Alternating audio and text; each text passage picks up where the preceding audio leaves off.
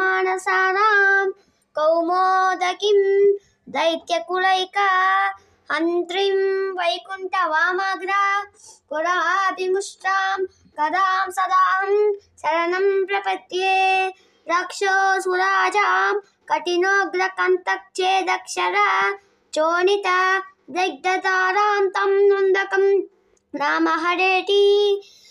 प्रदप्तं खड्गं सदाहं शरणं प्रपद्ये या जनिनाडा श्रवणात् सुराणां चेतांसि निर्मुक्तभयानि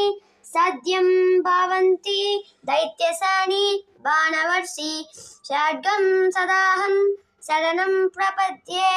चुशङ्खचक्रं सगावाणि षड्गं विताम्बरं कौसुभवृत्युचिह्नं श्रियातमेतोज्ज्वला शोभिताङ्गं विष्णुं सदा